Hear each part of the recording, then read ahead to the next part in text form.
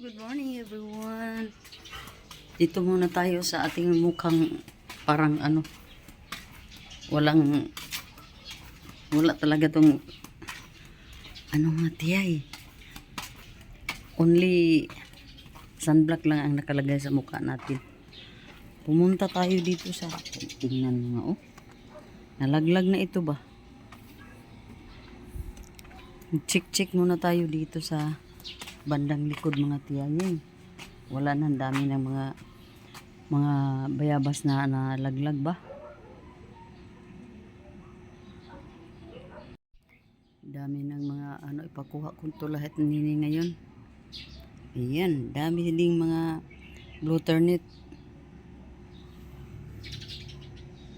Ayan nangalaglag yung mga bayabas. At dito, mayroon pa palang mga damit na nakasampay.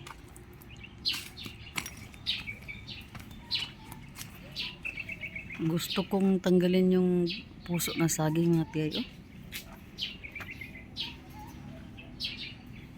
Para maano natin, gulay natin mga tiyaying. Gugulayin natin na yan liter. Bili tayo ng niyog. Organic tayo Organic tayo mga tiyay. Basta ang daming mga sobrang 10 bayabas siguro to nangalaglag dito.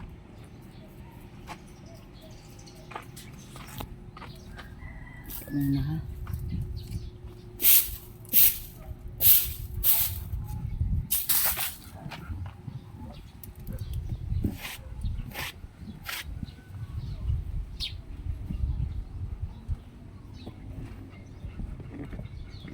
po tayo dito mga tiyay. Usap tayo mga tiyay. Kasi maganda dito sa likod ng ating bahay.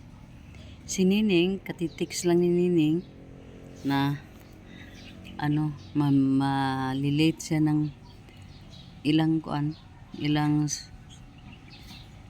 minuto siguro, or basta nag-text siya na malilate siya kasi pumunta pa sa school, may binayaran. So wala tayong magawa kundi mag-antay lang. Ayun mga tiyay. Today mga tiyay, baka mabisi ako mamaya kasi mayroon tayong mga ihahanda mga tiyay. Baka siguro may mga bilhin akong mga bagay-bagay na dalhin natin doon sa Japan. Pero hindi ko pa alam kung today ko bibilhin yun mga tiyay. Basta nag-expect lang ako na mabibisi ako today. Kagabi numpisahan ko nang mag-ayos ng mga dadalhin ko doon mga damit namin kasi at sabi ng anak ko mga tiyay, hindi lang kami daw magdala ng madami kasi bibili na lang kami doon para yung luggage namin masisave yan para sa parating na naman namin pauwi dito sa Pinas. Kasi alam mo naman yung galing tayo sa sa ibang bansa mga tiyay, mayroon tayong mga pasalubong din. Kaya para ma-save yung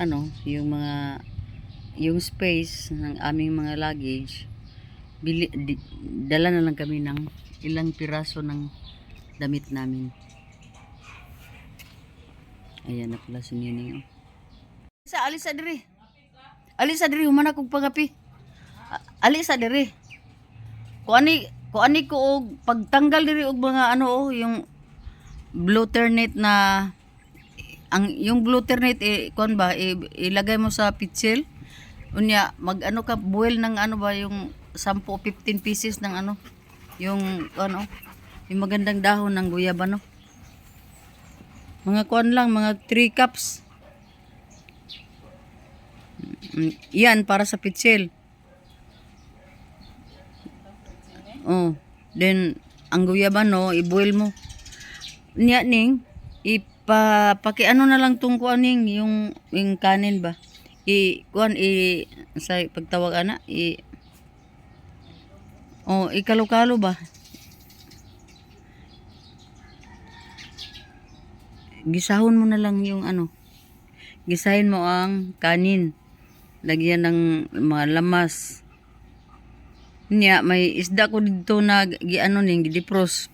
Ano na lang to? Prito na lang siguro. Ayan. Kasi daming mga ano, mga kuaning ba, mga hinog na bayabas, mamaya kunin mo lahat. Gani, kunin mo lahat, oh, daming nalaglag sa lupa. Sayang. Ni gawas ko diri kay wabi ako kagawas gahapon, nangita ko rin silig na araman din ni diri, oh.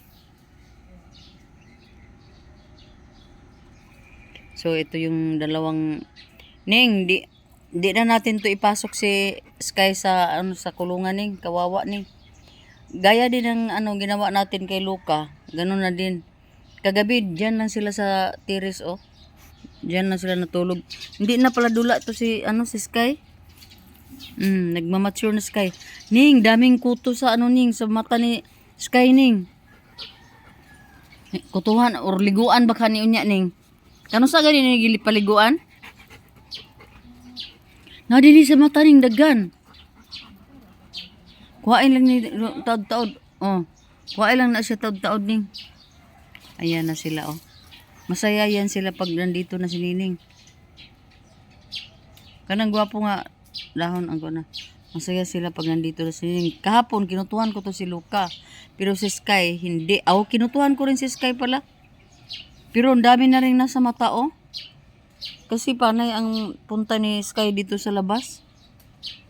Pero kinulong ko talaga sila doon sa kuaning.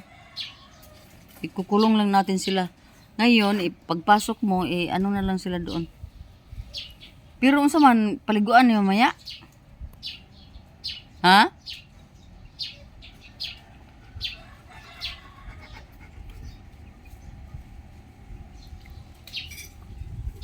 Ito yung ano namin dito sa bandang likod. Pero hindi naman masyado na ano na pinsala ng init mga tiyay kasi binubuhusan din naman ni Nining ng dinidiligan ni Nining ng mga ano ba, tubig. Pero iba talaga pag wala talagang ulan. Pero ayan, okay lang. Ayan mga tiyay. Tuloy natin yung ating usapan, ha?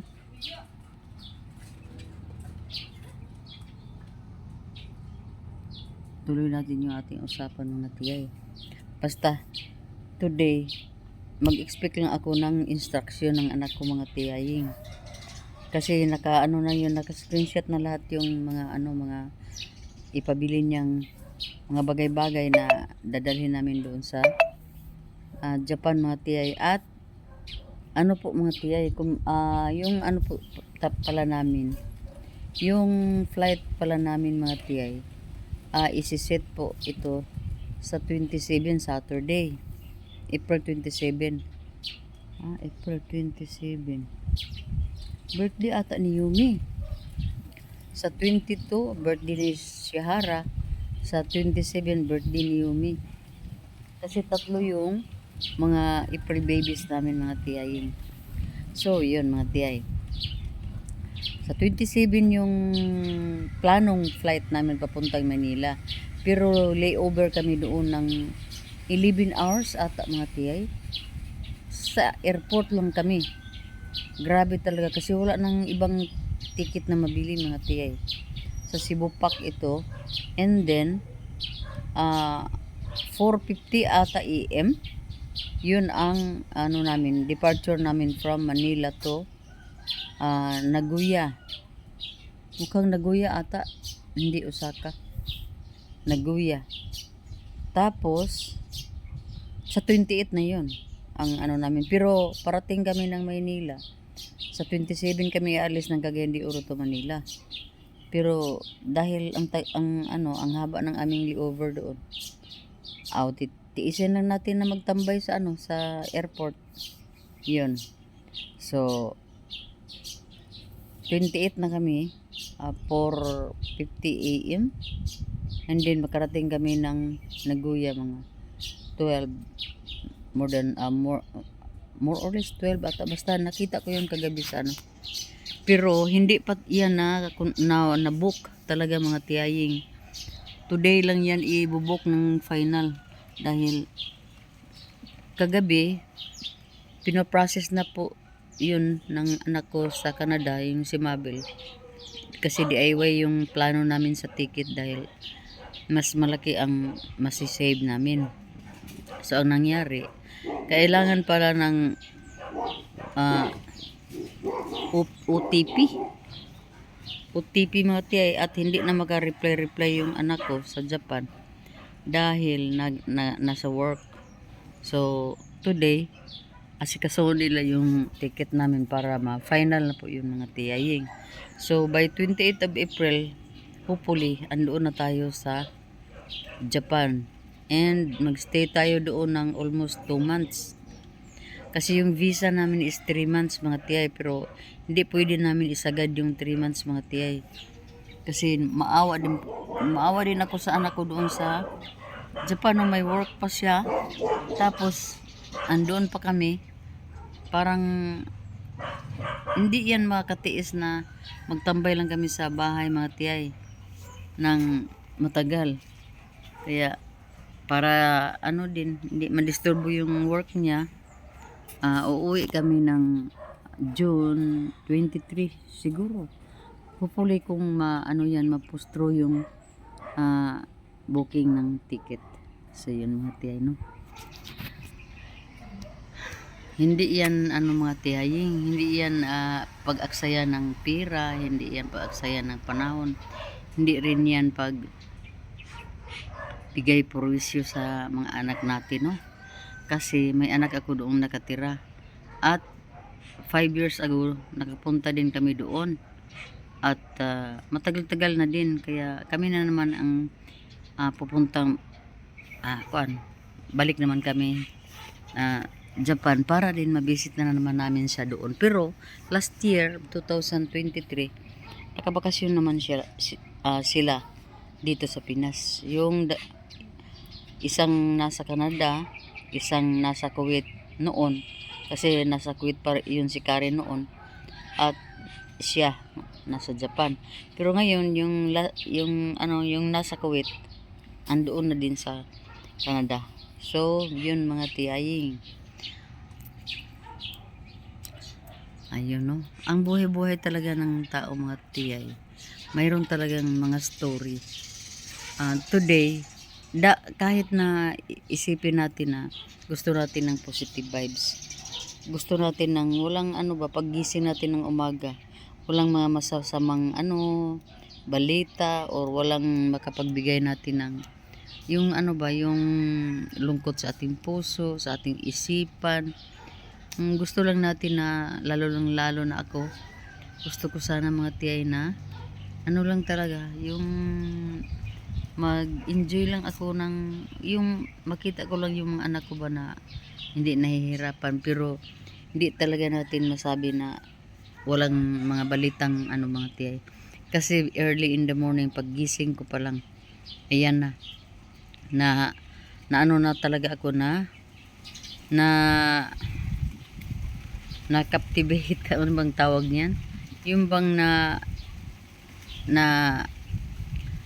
natawagan na naman ako ng anak kong nasa Canada, si Mabel, dahil talagang problema talaga doon mga tiya, yung yung bata ba, yung kasi nag-aral yung bata, yung youngest doon, at lahat sila puro may mga trabaho, puro busy, walang walang magbabantay sa bata na magsi 6 years old this coming 22 ngayong Monday. So napakasakit ng natin isipin ba na yung anak ko, kasi hiwalay ng asawa yun, mahihirapan talaga siya. Ayaw ko nang mahihirapan talaga yung mga anak ko. Kung nandoon lang ako, hindi ahantong sa ganyan. Umiyak na yun kasi di pwede. Kahapon nag sick leave para lang na madala niya yung anak niya sa therapy kasi autistic yung bata. And then hindi pwede na hindi siya papasok today kasi yung niya, yung work niya, yun ang source ng lahat ng mga bayarin, yung lahat ng mga pangangailangan nila doon sa Japan. Yun talaga. So di pwede. Walang makaano mga tiyay, walang maka pag take care sa kanyang anak, mabilinan ng kanyang anak kasi hindi pwede sa mga home care, sa mga sa mga daycare mga tiyay kasi autistic siya mga tiyay. Panay ang akyat-akyat. Hello, good afternoon mga tiyay. Ano tayo mga tiyay? Bagong guli tayo dahil di maagwanta ang init mga tiyay, di makaya. Di natin matiis ang init, sobrang init talaga. Abot lagi ka diyan ning. Ha? Oh? Ayun oh. Oy, abot ka diha. Adi okay de kayo.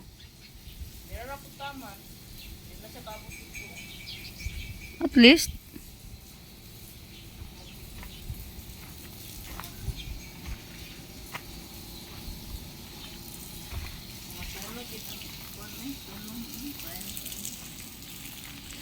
wala tayong magawa dahil sus ka grabe, dami naming nakuwang dito ba bunga pero ang dami pa ring hinog oh, daming hinog ning oy sa daming na nga ha, kaya nga ayun tayo mga tiyaying, plaster tayo dito. Dahil pag doon tayo sa loob ng bahay, kasi pag doon tayo sa loob ng bahay, upo din tayo sa sa sala. So dito, natural dito ang hangin. Hindi electric fan mga tiyay. Ayan si Nining doon oh. Mainit pa man siguro ning nagdilig ka. Ang hapon. Ang oras na pala 3:57. Uy, malapit na pala mag 4. Grabe mga tiyaying. At ang init ng panahon mga tiyay. Yung mga estudyante nga ngayon mga tiyaying, wala na, hindi na pumasok sa school. Na sila, nagmo-module na sila ngayon dahil di na matiis ang sobrang init ng loob ng eskwelahan pa rin. Yung iba na nga na ano bang tawag niyan sa Tagalog, yung na kuyapan mga tiyay. Yun na, parang na ba nawala ng malay yung iba mga tiyay dahil di na makaya yung init. Swerte na rin tayo dito sa bahay namin dahil sobrang mahangin dito mga tiyay at high ceiling ang bahay kasi. Tapos itong mga kapaligiran namin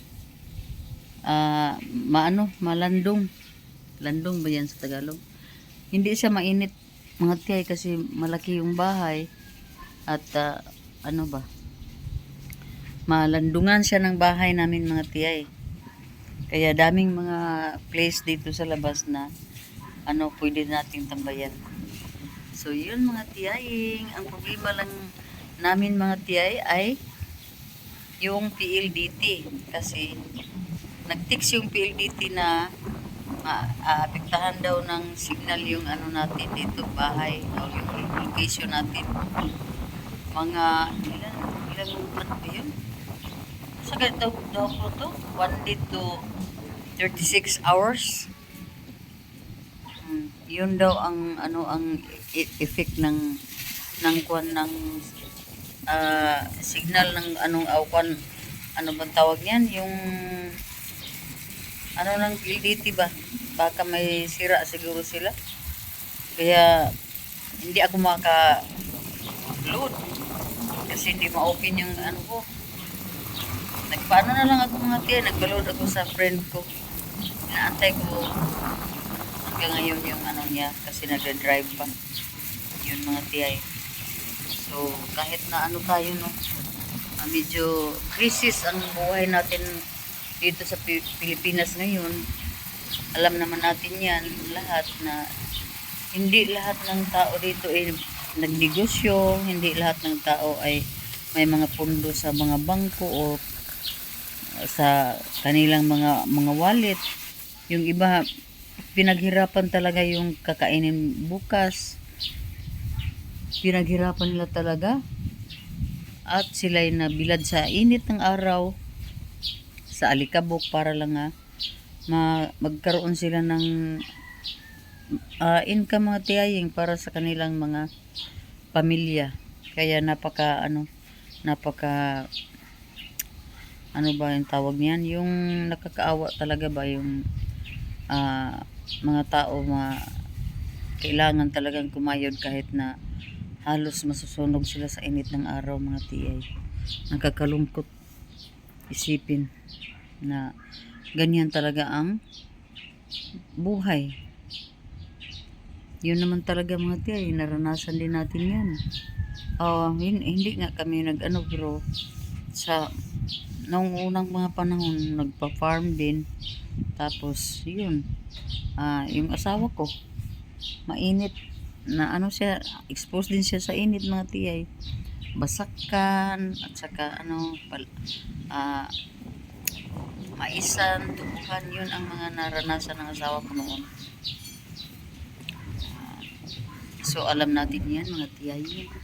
Alam natin ang paghihirap ng ating kapwa Pilipino. Kaya wala, naisipan ko lang i-discuss ngayon mga tiyay dahil grabe ang init talaga.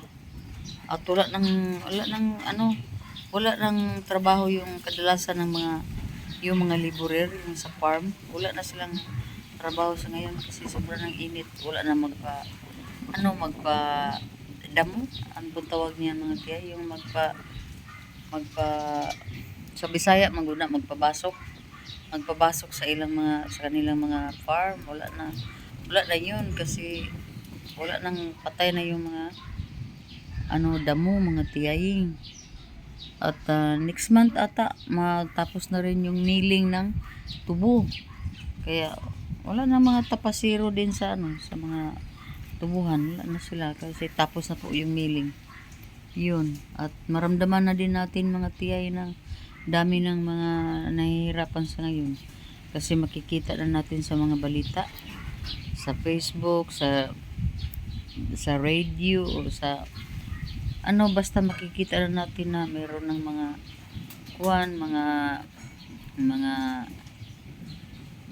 mga tulis, may mga nakawan na nangyari.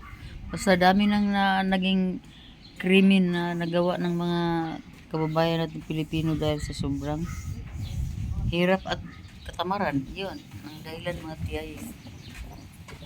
So, hello mga tiyay, mga tiyoy, good afternoon once again ngayo tagkatahuran, maayong hapon kaninyong tanan sa Bisaya, pero sa Tagalog magandang hapon po sa inyong lahat. Unsa man na peng labamos kasi nabili nito si mong tindahan Jewel lagi gani mga tuko aircon nga dili giniinit among balay ping high ceiling man ang gikan dito sa terrace abrihan ako portahan sud bagid ang hangin wa gid mi ni napagid mi dakong electric fan ni among kwarto igang gyapon bisag na aircon pingoy kay gamay man among aircon wadto mi dito sa imong tindahan kay ngutang sa ko.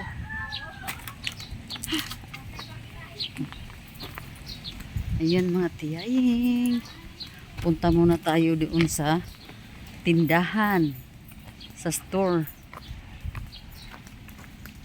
Saan naman yun Ang mga XL puro nagpurol-purol man. Baklay-baklay tayo mga tiyay. Dito kami hinarangan ng mga aso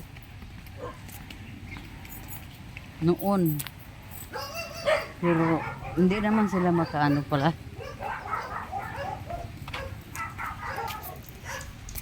Mga tiyay,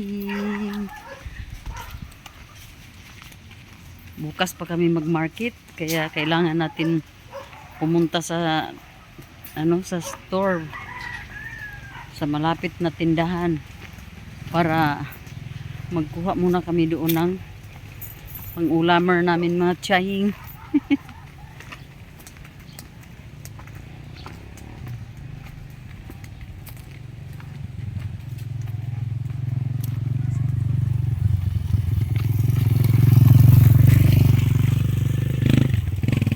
Dako naman po din ang imuhang dalagingging. Be? Cute siya.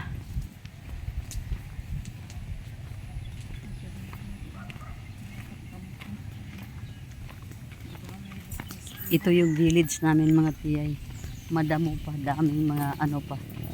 Hindi pa masyado malinis ba yung mga kapaligiran namin.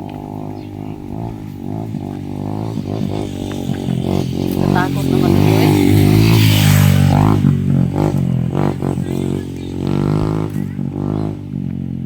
Kakatakot naman.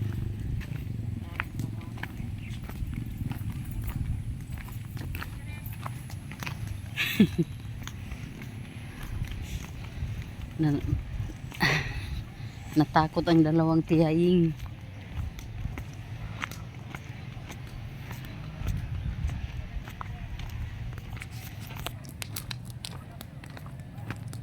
Ay ruli sa luyo kay nako ni mura man pugag mura tag na nasa bukid ba nag-ano. Nagpadap din man ko kay.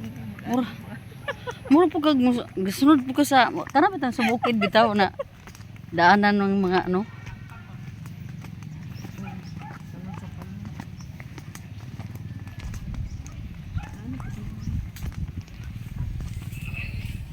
Mahangin. Mahangin mga tiyahing. Mahangin ang panahon. Mahangin. Wala nang init mga tiyay. Ang lamig na ang kapaligiran.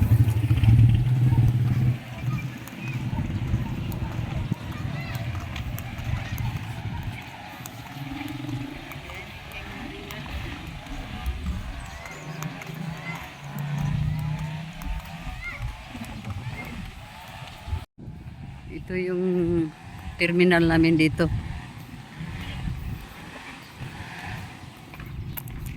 Ito yung aming village.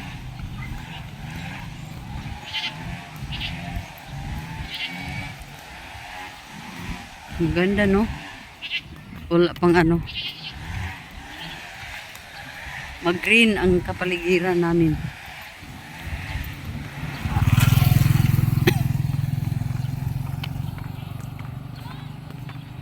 Dahil mainit ang panahon mga tiyay, kain tayo ng pinipig. Pinipig crunch.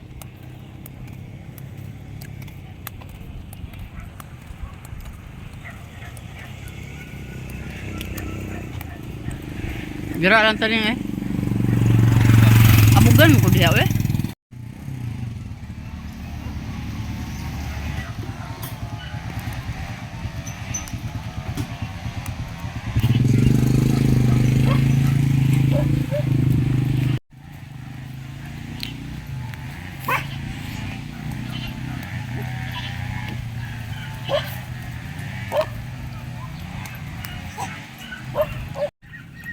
Grabe mga tiyay.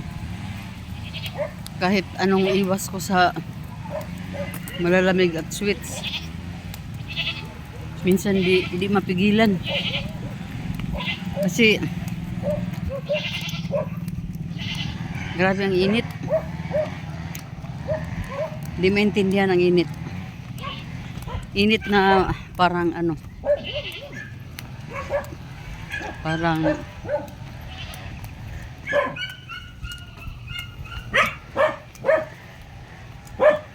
nanuot sa ating kalamnan.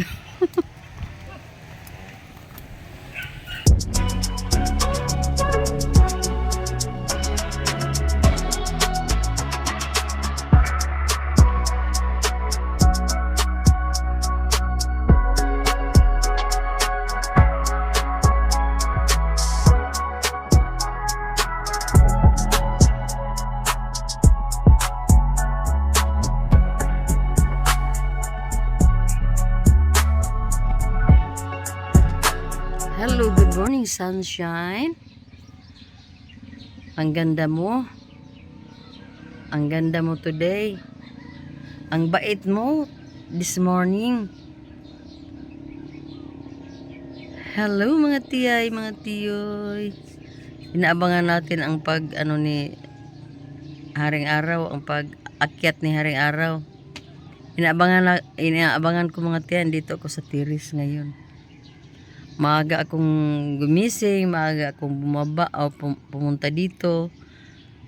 Kasi gusto kong pagmasdan si mga bugis na kahit sobrang init at mahangin dito banda pag daytime na. Pero andyan pa rin sila, may mga bulaklak pa rin sila mga tiyaying. Ayan oh. Maliban lang sa 36 ko, lantang-lanta na. At yung katabi niya, hindi pa siya namumulaklak mga tiyay. Pero ito, tingnan mo oh. Ito oh. Grabe ang kaniyang blooms niya mga tiyay. Ito, wala na talaga oh. Kukunti na lang ang tirang mga bulaklak. Ito rin. Mayroon pa naman. Ito, mayroon pa naman. Ito ang super ganda ng niya. Oh. Iba ang hugis. Ito. Ibang kulay ito mga tiyaying. Parang wala lang siyang, hindi lang siya nagka-problema sa sa init to. Tingnan mo, green na green pa rin ang kaniyang mga dahon. Yan.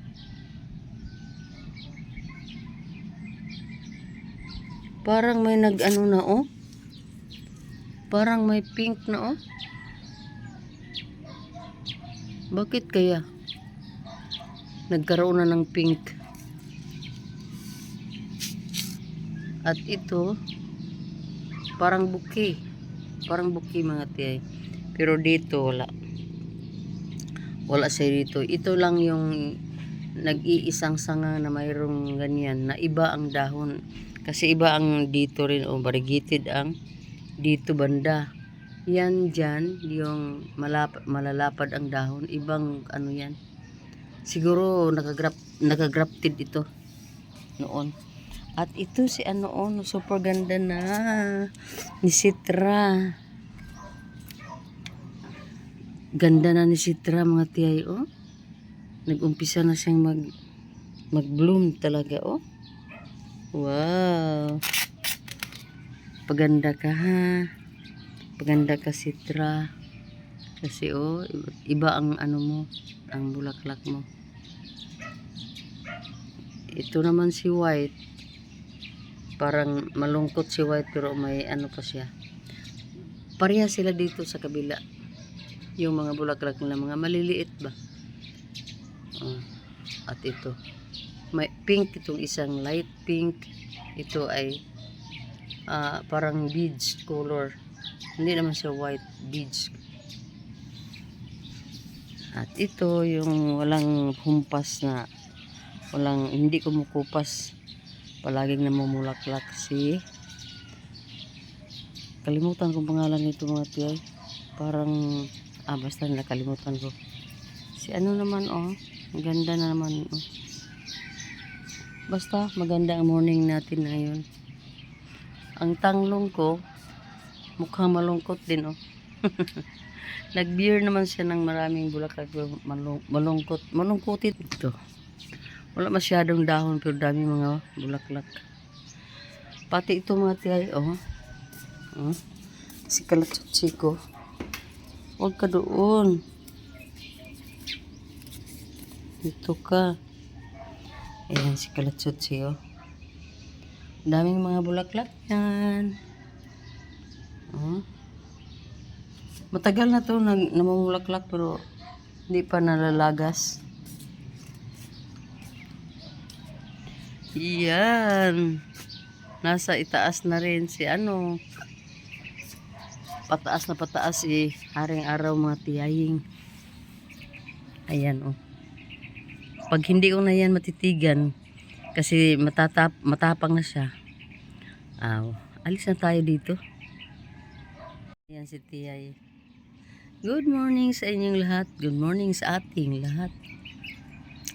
Wala pa tayong hilamos mga Tiyay.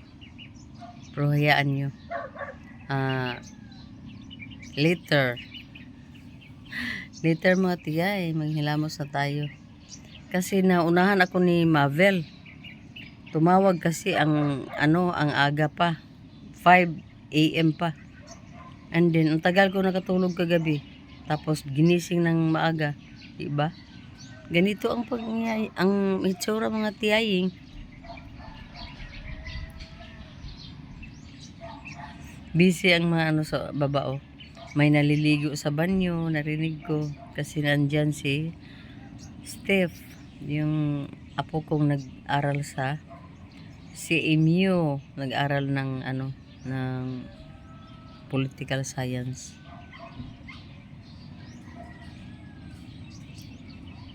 Estudyante Blues.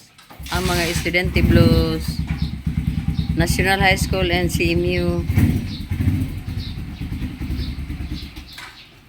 Yan ang mga estudyante ko mga tiyayo. Paalis na.